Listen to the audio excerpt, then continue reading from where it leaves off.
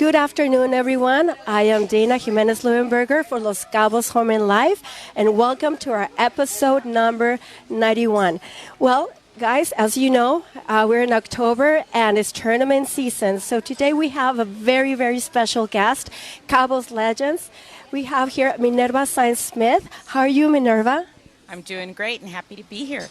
We're very happy. You're representative of Cabo San Lucas IGFA International Game Fishing Association, correct? That's right. I've been a rep for since 1988, and IGFA is the international group. It's a nonprofit organization that regulates sustainable sport fishing all over the world and keeps our records. They have representatives in 113 countries, and we're proud to say that Mexico has more representatives than any country in the world. Okay, so we'll know some of those details during the interview, and I want to welcome Señor Clicerio Mercado, Bisbee's Black and Blue, World's Richest Tournament, and you're Mexico's representative. Yes. And I mean, I am so honored for you to accept our invitation. Los Cabos Home in Life, we have a big following. You know, I love fishing. I've been in a couple of tournaments, and so this is really exciting. And I had some of my clients that they're very, very good fishermen that they were like, you need to have them on the show. Last year, I invited you, but it was during tournament season, and you were so busy. Well, we're happy when tournament season comes. I mean, it just busts wide open and sets our season, gets it started. I know, and then, oh, sorry, go ahead. No. Actually, the honor is mine to be here, especially with Minnie and you. It is an honor. And with this view, I think it's unbeatable. Thank you. Well, we're coming live from Hacienda restaurant, and it's a beautiful surroundings. Behind us is Medano Beach, and it's really warm. The weather is beautiful. We want to say hello and thank you to Jonas Castro. Jefe, how are you? He's doing great, he says. And he always makes this program possible, that we bring you all this information. And Ellie, that you have met her, my intern, and she's a wonderful girl. I also wanted to mention, guys, that we have a listing from RE Mexico. It's called Solaria. It's in El Tesal, beautiful condos. It starts at $229,000, and that's my listing. So we're there from Monday through Sunday, 9 to 6. So please stop by, have a beer, a margarita, bottle of water, and get a tour. It's really good. We have been doing very good on sales, thank God. And hopefully now with the start of the season, so maybe I can get some more fishing. You get some money so you can enter any of the tournaments. All of them offer great money and lots of fun. So. I know. It's very exciting. And Cabo totally changes. There's so many people coming. Yes. The marina's full.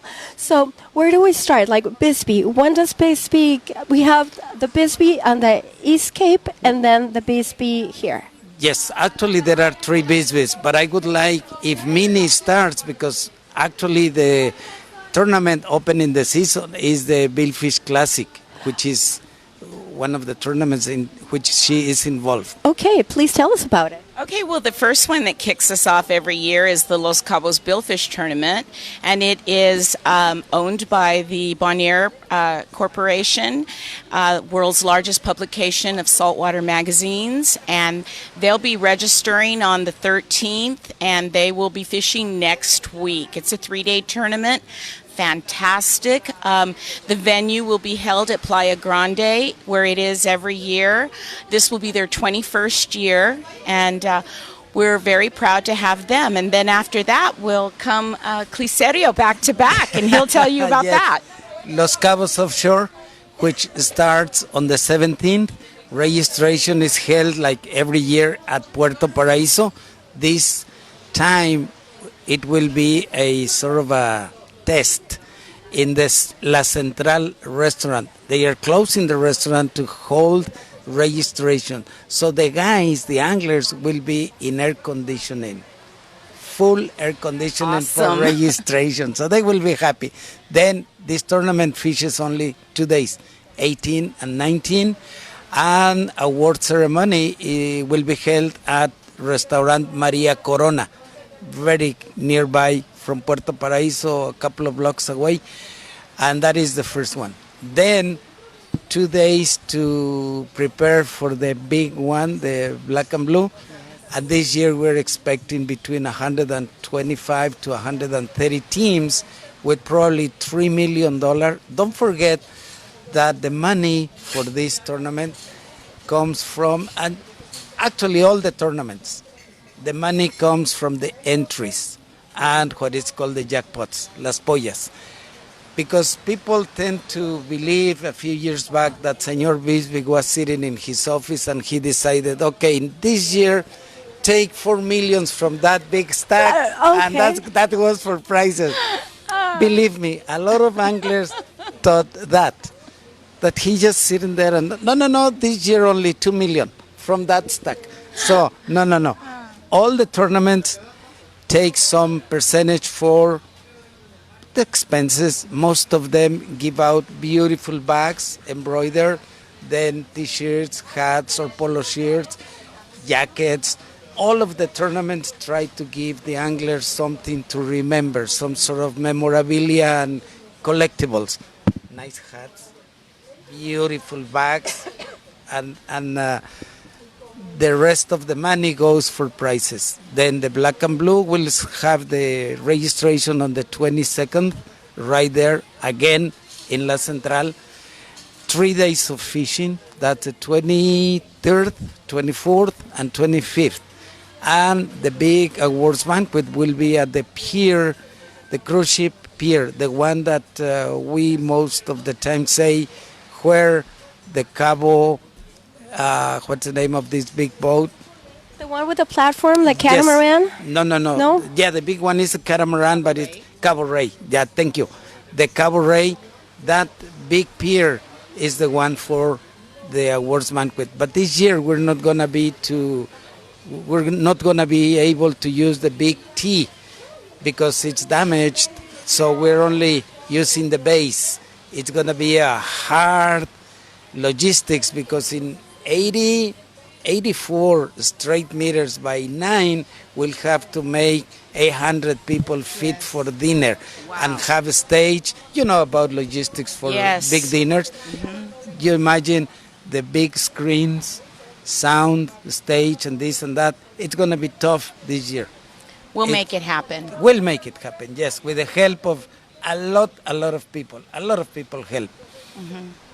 No, you will do your magic, but I really appreciate that you clear that up, that Senor Bisbee, and we loved him so much. I had the opportunity. I met him when I just came to Cabo, and I used to collect grants. I used to collect grants for one of her daughters, his daughters.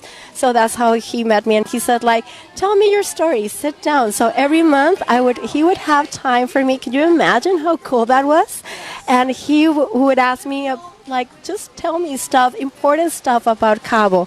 And he made my life really good. So I'm always very grateful for that I got the opportunity to meet him.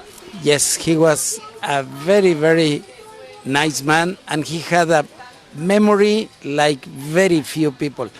Sometimes we were standing here in Médano, and one of the sport fishers just turned around the corner there, and he said, that boat is such and such and such.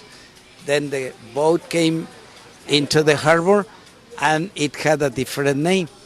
And then we went to talk to the captain, and he said, this used to be so. Oh my He, God. just by looking at the shape of the boat and the size, he knew what boat it was. Well, let me tell you a funny story, because after I stopped working with that company that for the rentals, and then after years, we participated in the Bisbee, and we were at the awards dinner when it was in Plaza Paraíso, by where now this says Cabo, the hashtag Cabo. And I was all dressed up, and I go hi, Senor Bisbee, do you remember me? And in front of all my friends that participated, they go of course I remember. So all of my friends are going Senor Bisbee, how do you know him? Yeah. And I go I'm very important. I haven't won money from him yet. Yes, Good. But what my point was before is that really good that you clear that up about how the jackpot, the money, it's not prizes, this prize is how many. Yes. And there's also across the board. On the press conference, you explained that. Like, because that's very interesting, because you can be in one category or then you can be across the board. And This is for all the tournaments, or most of the tournaments, because they have a flat base entry fee for the team. And then different categories or jackpots, they start in 500 a day, 1,000, 2,000, 3,000, and I don't know why in the Bisbee there is no 4,000 category. I cannot figure it out yet. But it goes to 5,000, then 10,000 a day. With that in mind, when you bring in a big fish and you get either disappointed or very happy, because if you just entered into the 500 and you didn't enter the 10,000, then just figure the big difference.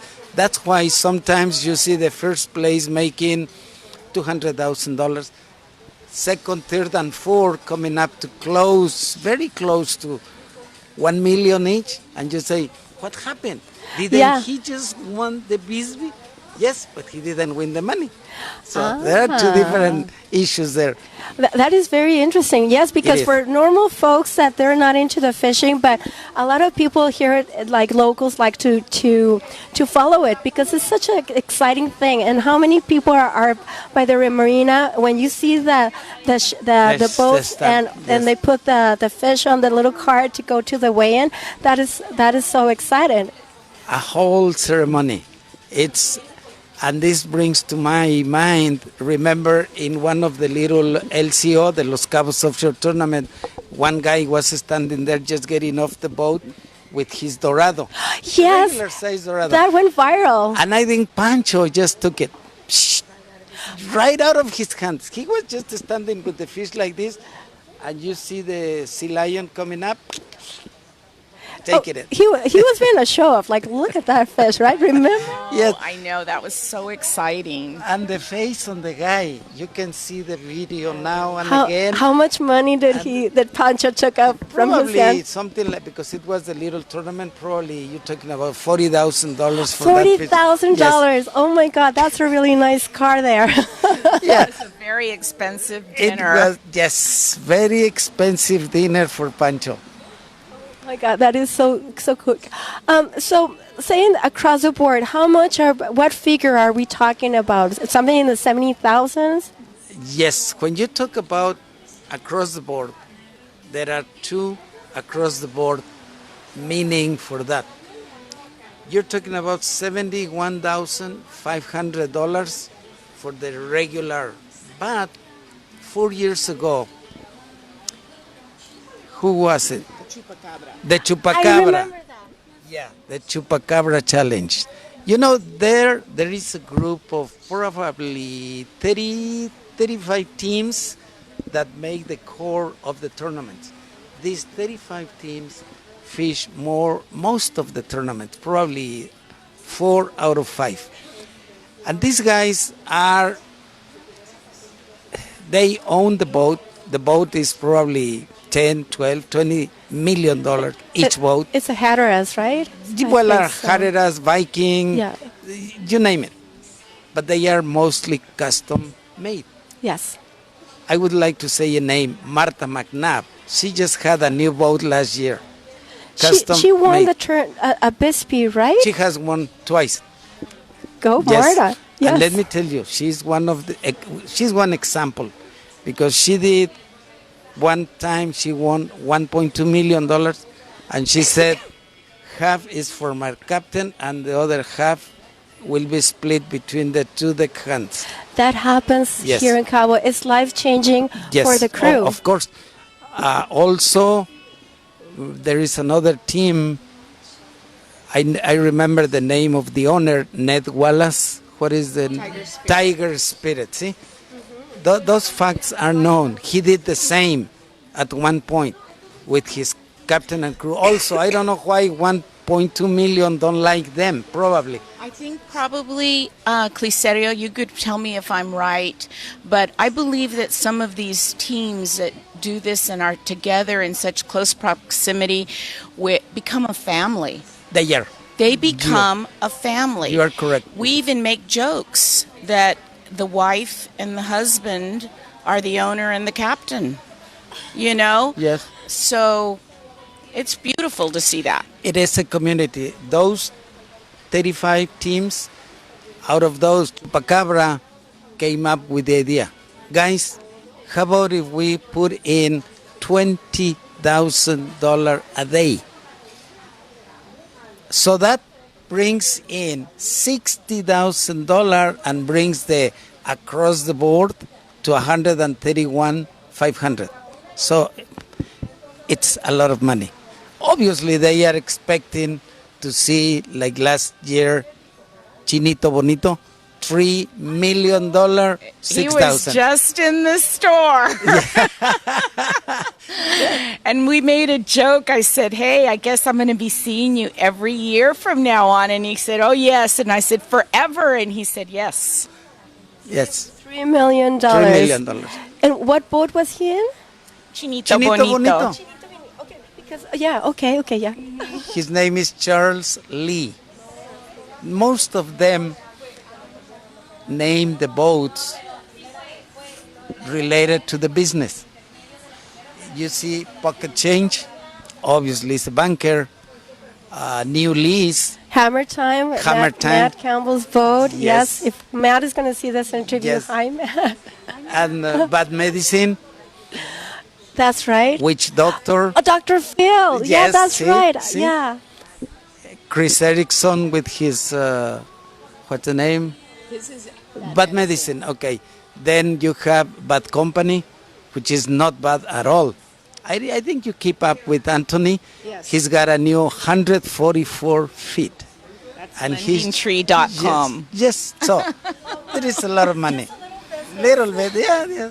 Yeah. So the core group that make up the tournaments in Los Cabos are that kind of people. They have, I don't think they care for the money. I mean, they keep making money, but they don't care. They are not needing to win this or make this to be able to come to the tournaments. Of course, but they really enjoy Yes, everything, yes. The whole logistics, everything. It's become the lifestyle of yachting. It's the lifestyle. Yep. You want to play the richest, biggest tournament in the world, you play the Bisbee. If Yes. it means shipping your yacht from the East Coast to the West Coast down south. There are two big boats that do that. They come from Florida, around the Panama Canal, and deliver the boats to La Paz. Yes, and then they're Twice. brought here. Yes, Yeah, we before have the had a tournament. couple of boats being shipped like that, Yep. and that's really cool. Yes. Well, no, I mean, there's so much stuff. It's so big and everything that goes on because you have your crew, then the fuel expenses, dock, everything. So Normally, those 35 fly in a private plane. Then the boat is delivered here and they come. There is one. He never sets foot on the ground. He gets off the plane. okay, The boat has a helicopter. Helicopter picks him up at the airport and brings him to the boat. He doesn't know. He doesn't have a problem with Uber or taxis or whatever. He just does that. It's amazing. a lot of the boat owners are very busy people, so they just come and come. That used to happen also when people went fishing to Socorro. They would send their boat and then just get into the private airstrip there. And jump on the boat here. Yeah. Yes. Yeah, I don't most think you of can those fish there people anymore. are really busy. They are people with a lot of. I always think that having money is having a job to keep the money. When you make it and you know how hard it is to make money, so you have a hard job. It is. It is. I agree with that. I was remembering something that I heard that sometimes assets can be a burden sometimes. Yes. Yes, it's hard Yes. to keep them. Well, I have a couple of questions. Like, I don't know if this is true, but I used to hear that they do also like a sample, like a test on the fish when it's brought to the. Let's say somebody has a winning fish. They have to test it or something to see it was just caught out. How many hours was it caught? Is something like that or not? Well, I've heard of that being done. Clicerio can explain to you. I've heard of that being done on Dorado in the East Cape.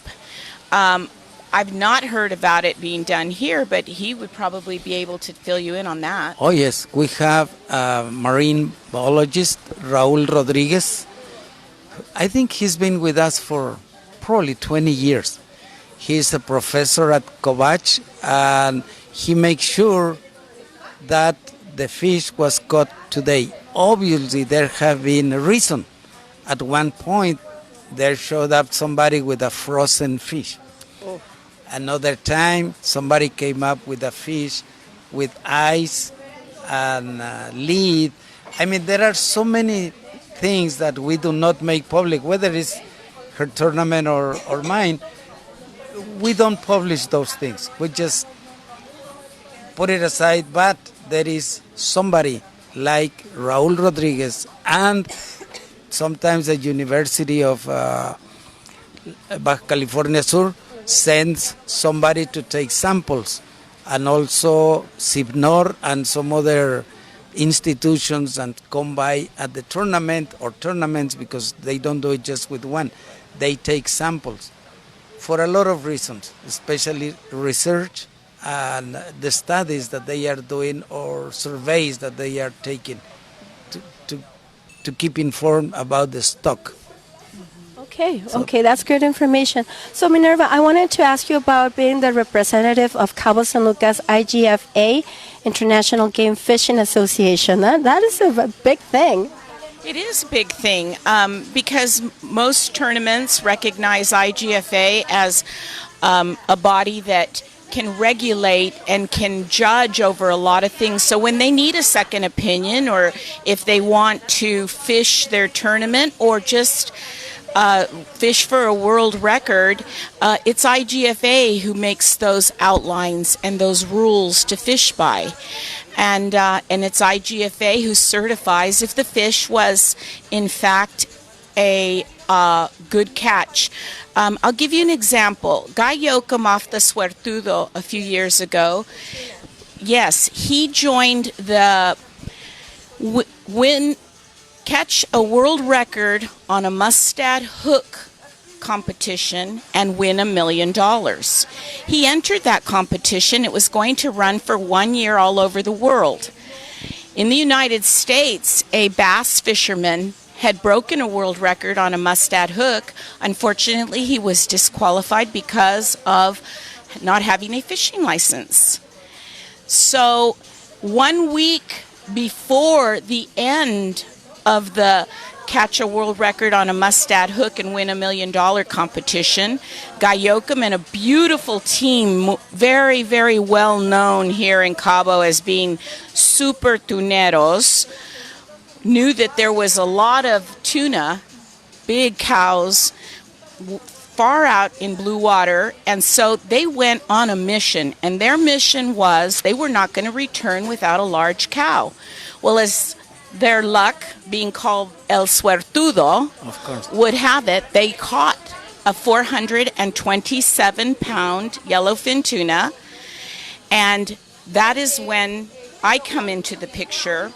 Being IGFA's representative here, it's a nonprofit organization, so there's no cost involved. They called me as they were coming in to Cabo and said, please be at the boat, at the docks. We're weighing a fish and we believe it's going to be a world record. So we went down and took our certified scales and weighed the fish. And it was a world record, and we notarized the catch, and they won the $1 million. And it was the same with Cabo holds the world record wahoo. Now that was in 2005, and a young lady out of Texas with her daddy caught the world's biggest wahoo ever recorded, ever certified, ever seen, 184 pounds.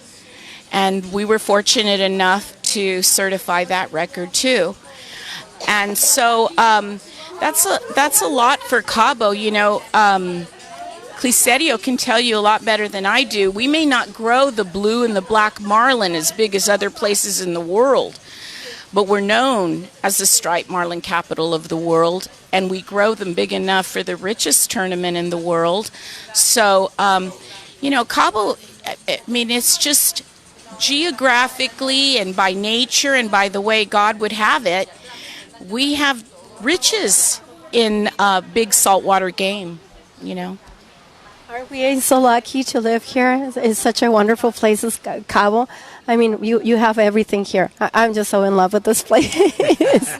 My family feels very lucky. We arrived in 1976, and we have never, ever regretted living here. And I'm originally from Navajo, Sonora, on the mainland, via California, growing up. And but Clicerio and I were just talking about that before your show started, and we just love it here. I mean, and he was looking out at the bay, and he just says, "Isn't this the most beautiful place in the world?" And I said, "Yes, look at and the boats right there, the cruise ships in the bay of Cabo San Lucas right now, the beaches. There's room for lots of swimmers, and the pangas and marine activities are going on. It's gorgeous."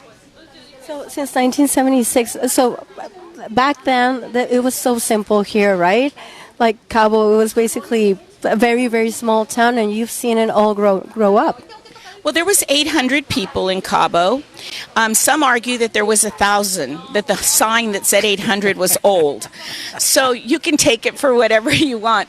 But the marina was not built. It wasn't built till 1982, but there was no marina. There was a tiny inlet that they had dredged out, wooden dock, and there was probably, you could count on both your hands how many sport fishing boats there were in those days, and not one of them used diesel engines. My husband was a big part of bringing diesel engines to Cabo San Lucas for sport fishing, and we didn't have one paved road. We didn't have any refrigeration. If you went to the market, you bought something canned, or you bought a potato, a carrot, a cabbage, an onion, or an avocado. That was all that you bought. There was not fresh milk. Our children, our babies drank milk from powder, formula from powder. And all in all, we didn't miss any of it. It was wonderful, So, yes, it was a very small town. And what made you guys decide to move to Cabo from California? Well, what made me decide to move to Cabo was a man. I met him, and he wanted to fish in Cabo. He had been in fishing in Cabo for 5 years, and he knew a family, Wanche Abaroa, who was one of the sport fishing founders here, if not the sport fishing founder. In fact, this hotel, Hacienda, he lived right here where it is. And he built the boats and launched them from this beach. And there'll be many, many people who don't know or remember him. I'm sure Clicerio does. But so Bob had told me that he wanted to live here one day. And, we came to see it. He brought me to see it. And I said, yes, I believe I can live here. It's quiet. And let's try. We can always go back to California, do whatever we want to do, but that never came into our mind. I love those stories, and it's very important. Like one of my missions, and for Los Cabos Home and Life, how it started a year ago, that we're just turning 1 year, is that I want to tell the stories about Cabo and the people that made Cabo so special. So this is going to be like a registro, like in the years. We can go back and see the history and share it with the people that come here. Because when I started selling properties here, like people will ask me, how did that started? Or this marina, they're very curious that the marina is not that old. And it used to be a landing strip. 37 years old. Yes, it was a dirt landing strip before that. So I like history, and I started looking and meeting wonderful people like yourself and asking the questions so we can share it with everyone and how Cabo was back in the day. Yes, it's beautiful when you think back on it, So many stories, so little time, but it's great to go over that and relive it. You know, we used to ride our horses right on the beach here. Yeah. I opened the first riding stable in Cabo, and we used to watch the turtles over where now Villa del Palmar is. We used to watch the turtles lay their nests and try to cover up the nests and backtrack. And by the moonlight, you could watch it when the season of the eggs hatching and the hundreds of babies were making their way to the water. It was magical. Yeah, no, it's great. I remember the first time I met you, I saw you in church because you're also very active in the community. You were a translator, wonderful translator. Like 10 years ago, I think. Remember? Yeah. Well, yes.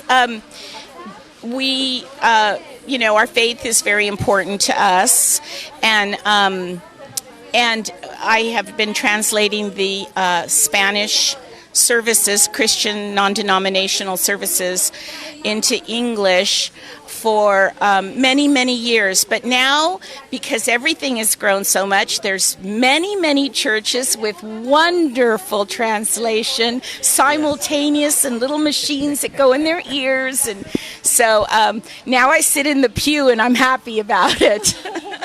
Yeah, that's technology coming into play. Yeah. It's great. Exactly. Okay, we have some, hello, Samantha Buckley Hutchison. Hi, Samantha. Jessica Gómez Urias. Balbina Rembao Ceballos. Saludos, señor Clicerio Mercado. Muchas gracias. Un gusto verlo Saludos. tan jovial y positivo como siempre. Que tengan mucho éxito en su torneo. Muchas gracias. Jeff Villarreal, also Roberto Atuna. David Abe, Espira Lizondo, Pablo Mendoza, Silvia Madrid, Estela Rivera, and Rick Crippen. Thank you all for your comments and watching. Speaking of history, today is the 8th of October. This is a young state. That's why when people ask you about the marina and everything and the services in general, it's because this is a very, very young state. Today, it is 45 years old. Oh, good. See, the territorio de Baja California Sur became a state 45 years ago today. Well, we have to celebrate. We'll have a cocktail. We will, of course. After we the have show. To. Yes. Yes. Yeah. Señor Clicerio, another question people ask me, how is the dynamics on the boat? Let's say the boat is registered, they're right on the water, just ready for the shotgun.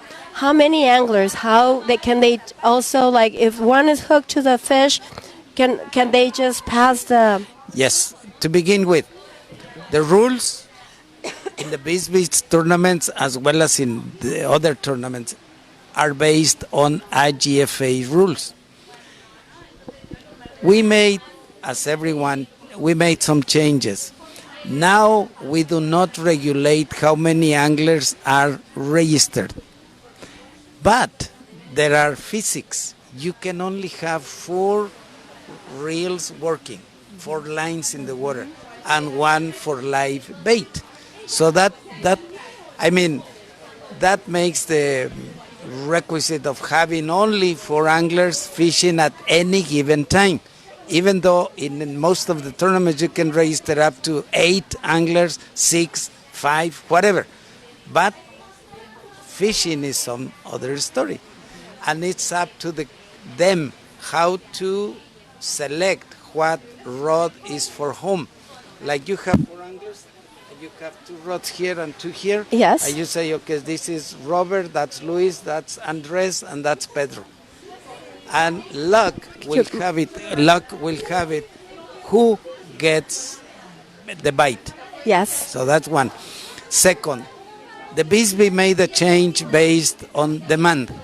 A few years back in the Bisbee, only 1 angler could handle the reel to catch a fish.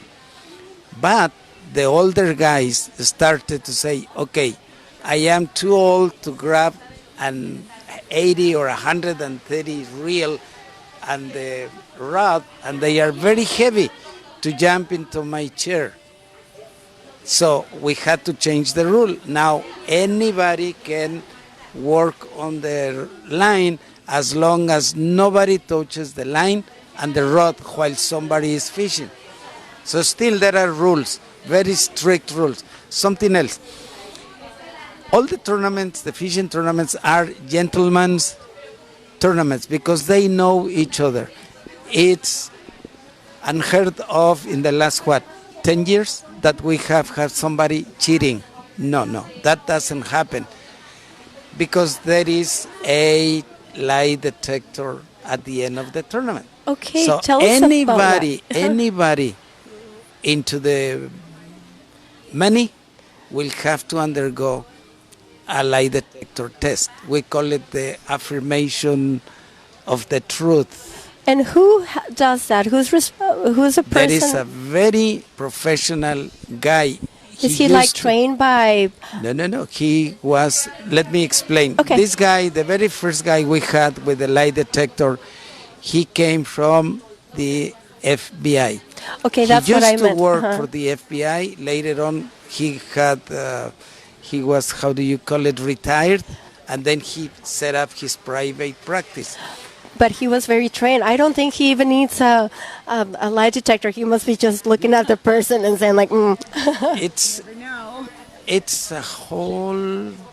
I have just witnessed the lie detector session. It takes like 1.5 to 2 hours. And it's very soul... It's very scientific. Somebody has to undergo 1 hour until the minute the subject says, I'm ready and I believe. Because they ask you so many questions that only you know, and you have to admit, yes, you stole that pencil from your... Second grade class. Yes, yes. So nobody can claim I have never stolen something. Remember that piece of bread that you stole? Yes. So once they understand how it works, say, okay, I'm ready. And then soul bearing, that's what I was trying to find. That's what it is. Your soul just goes like...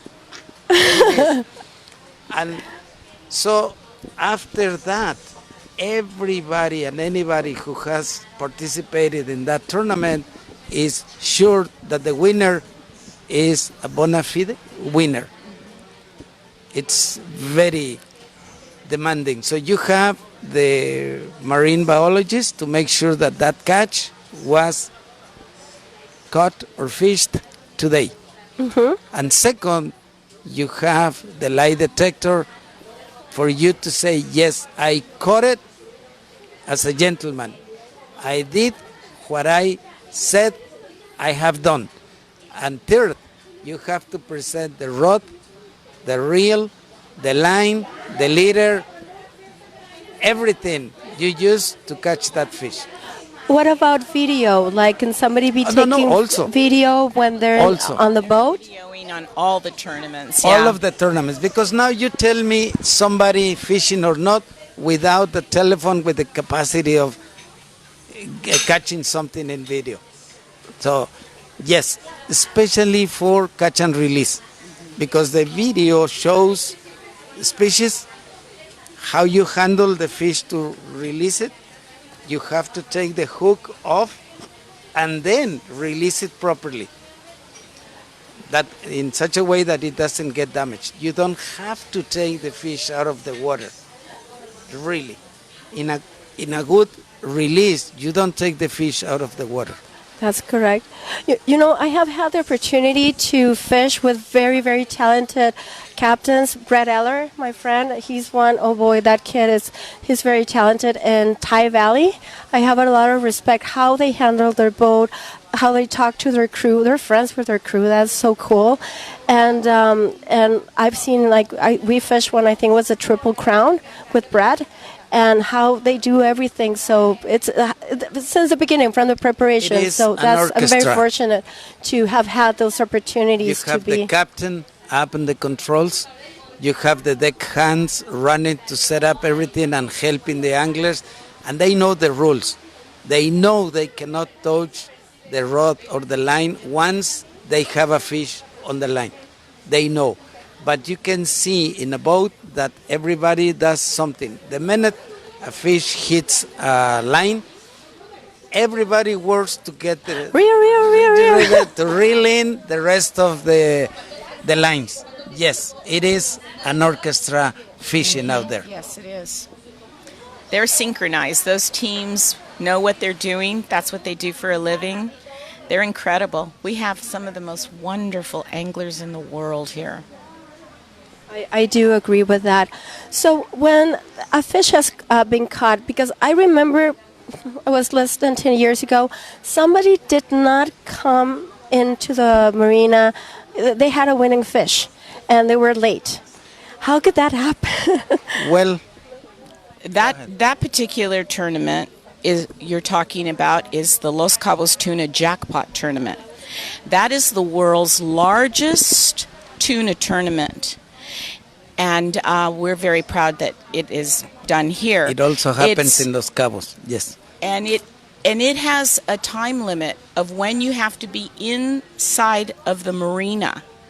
And it was a very hard thing because on that particular boat that you're talking, it's happened twice that I know of. It could have happened more, but 2 winners have been disqualified for not being inside the marina, ready to visually in front of the scale by the time the scale closes. And on both times, it was a mechanical problem. And I can remember the very first time it happened, and that would have been about 18 years ago, or 15 years ago. And I even remember who was on the boat. That was Miguel Ángel Izquierdo. And everybody in town had their VHF radios on. And they were saying, we're coming, our engine's gone, and we're coming, we're going to make it. And everybody was cheering them on, hoping that they would make it, and they didn't. And they were short by about 5 minutes. So then there was this more recent one that you just mentioned. So it is heartbreaking, but the rules are the rules. Yes, with us happened with, I think it was 6 years ago in the Bisbee. The captain calls, I have a big one. They were in front of Palmilla and being a big boat, but the owner broke the captain's heart. He said, don't run. What do you mean? Don't push the boat because it was I think it's like 60 some, the big boat, heavy, and the boat owner didn't want the captain to hit it to the floor, throttle, as they say, to speed. So they were late by 15 minutes, and you know how much it weighed? 800 pounds. Was it a black? Blue. A blue it marlin? was blue marlin, 800. They lost like 1.6 million. But the owner, because he said, okay, I lost, I didn't win, but I want to see how much it weighed. Yeah. So he put it up, exactly 800 pounds. Oh boy, yeah. The captain still regrets it. Yes. The poor guy. I mean, sometimes even for the captains, they make a lot of money, but winning the Bisbee is the important thing. It's not how much money. Yeah, but the money. Sometimes that's more important than the money. Yes, sometimes. The champions of the tournament is more important than the millions that you're capable of winning. It's bragging rights. Yes, right? it's bragging rights. Very yes, good, yes, of course, yes. Like when you said about the full throttle or full throttle thing, yes. Like we have been in fishing tournaments here, and when they do the shotgun, and when everybody starts his engines, we were on the Big Country, Len Torgenson's boat, beautiful boat. It's a Cabo Express, I think. I don't want to be mistaken. My God, those engines can run. It's just like Yes. testosterone on I don't know. It's a huge thing. There are a few boats But that yachts have blown at the start. And my husband's motto has always been to our crews, I want you to be the last one out so that you can increase your odds of returning. I want you to be the last one. I stay behind and let them all go. because But that's just how it depends on how you play the game. It was really excited to be at that speed, and when the boat is like that, and you feel like you had to hold on, because if not, you would have been like. especially when you have your boat custom made to run. We have a few boats like Texas. They What make a 50, beautiful boat. 50 miles. That's a an hour. yellowfin. Yes. 3 strokes. What a beautiful! I think that's one of my favorite, and just the graphics are gorgeous. Actually, I should say 50 knots, which is a little bit, a few meters more than the mile, but So you can go to like Mazatlan on that boat in 4 or 5 hours. yes, of course. But then again, Clicerio, one of your big winners was the sailboat, Yes. which is a sailboat rigged up to catch big blue and black marlin. And I mean, that goes to show you, if you can have all the speed in the world, but if you don't have the luck, well, you have no luck. Yes. That's right. I didn't know about the story about a sailboat. Yes. Tell us. Titan. That year I remember that a guy approaches me in Baja Cantina and said, somebody told me that you're the Bisbee guy here. Yes, how can I help you? Listen, I have a 50 feet sailboat, Titan, and I want to fish the Bisbee. Is there a reason I cannot? No, we don't limit the size of the boat. We don't limit the shape of the boat, neither how many engines or how many horsepower or this and that. And he said, okay, I want to get in. Sure. And he won. Obviously, there are 1 to 5 winners. I think he was third or fourth, but he won. Yeah. The very first year. On a Yes, sailboat. on a sailboat. I think he bought later on one of the bad companies. He bought Martha McNabb's old retriever. Old retriever, yes. And now he fishes the Bisbee and the new Titan on the ex retriever. In retriever, yes. And I remember Wally. Wally Albright. Wally Albright. He used to fish on a 25 feet aluminum skiff. That has been the smallest boat fishing the Bisbee. And he won 5th place at a given year. Yeah. So, Well, you never know. I mean, nobody should be discouraged not to participate. the size and power of your boat doesn't matter if you have a good crew and a little bit of luck. Skill and luck. Skill and luck. I'm very superstitious, so I do my little ritual, and I always take something and I throw it to the water. So like maybe give us something nice today. Don't bring bananas to the boat. Never bring bananas to the boat, or yellow. That's absolutely right. Okay, so when the fish come, do you also, because of the IGFA, you go and register the fish from the Bisbee? No, actually, each tournament will have their own certified scales. Oh, yes. And their own certified weighmasters. I am a weighmaster also here in Cabo San Lucas, and but each tournament brings their own, which is good. We want it that way, But I would like to make a point. Let's say that our 2 scales, for some reason, go broke or get lost, whatever. We can go to IGFA rep and ask from her, and she will also help us weigh the fish, if that would be the case. Yes, that's the only way that's your only opportunity to have it is bring in a certified weighmaster, certified scales, if that were to happen. But most of the tournaments are so very, very well prepared. All of them are that I know of.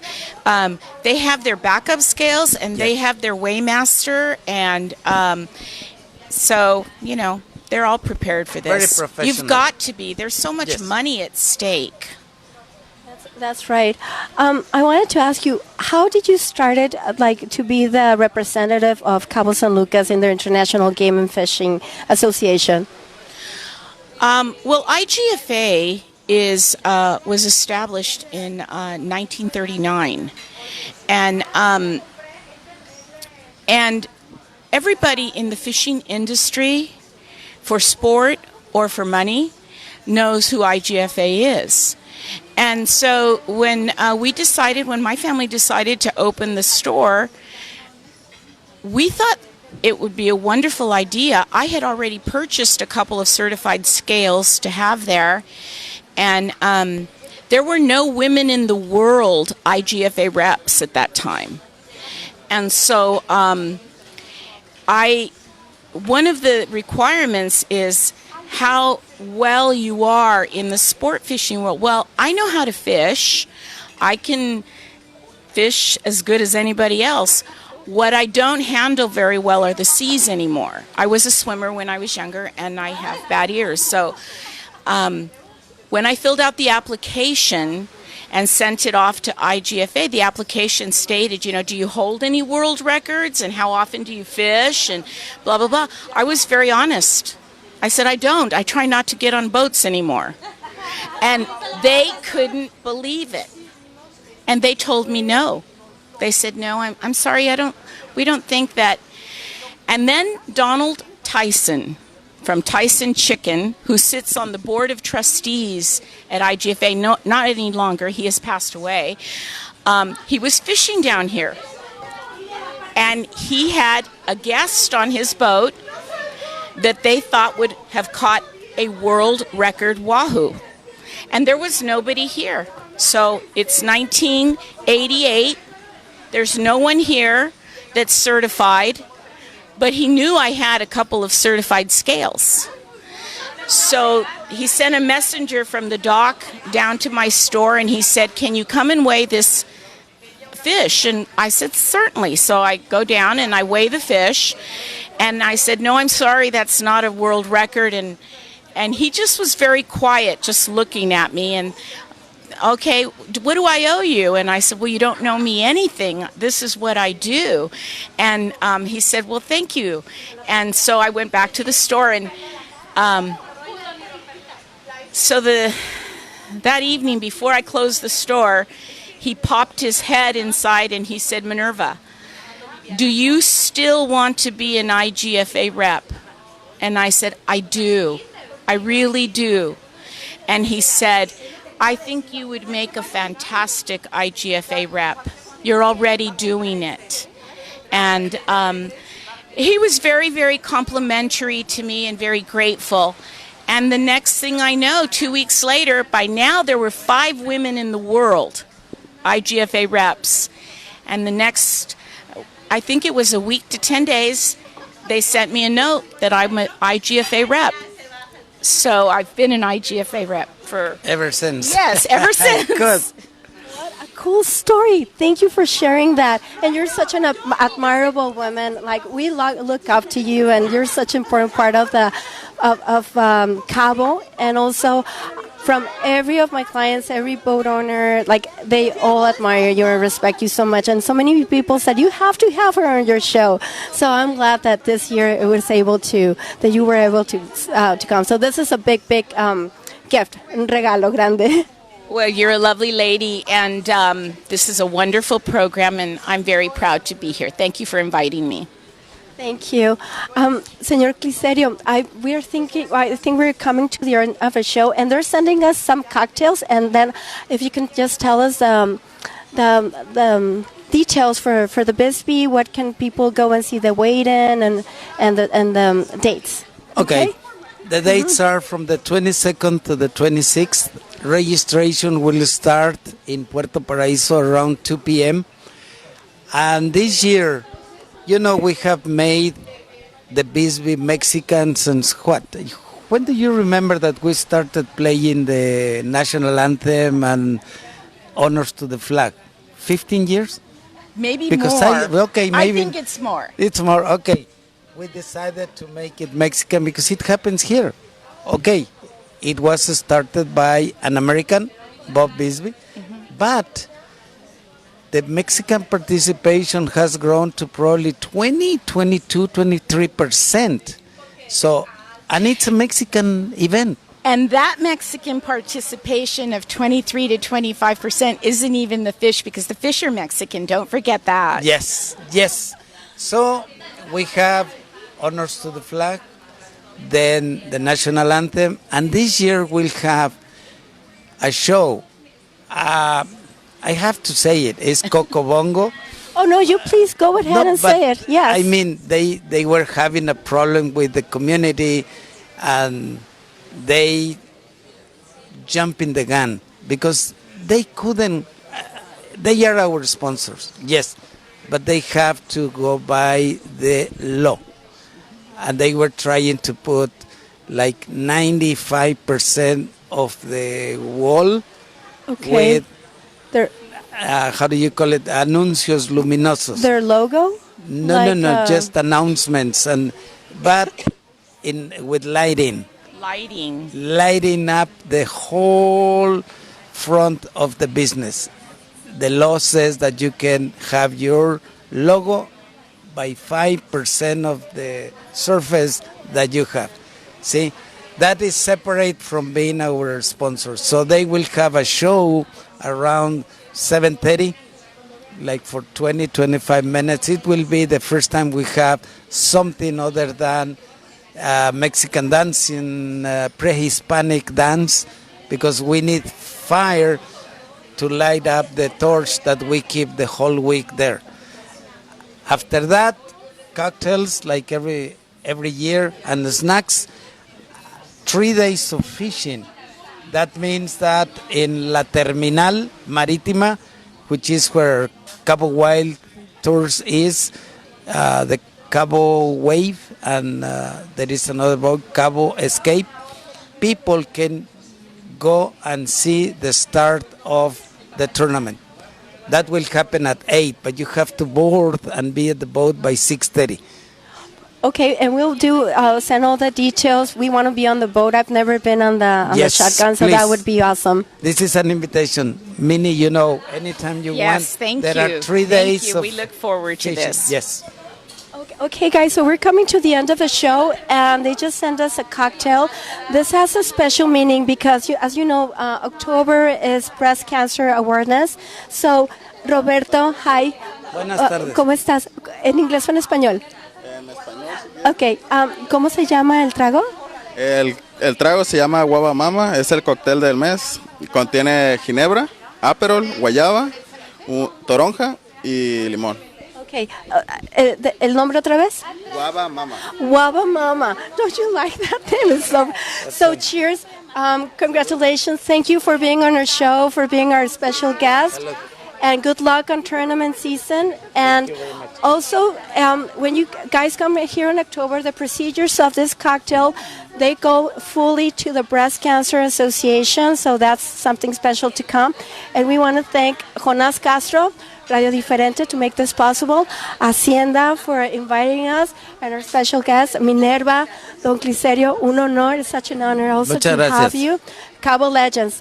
Ladies and gentlemen, thank you so much for being with us. I'm Dana Jimenez, your host for Los Cabos Home and Life. Gracias. Buenas tardes.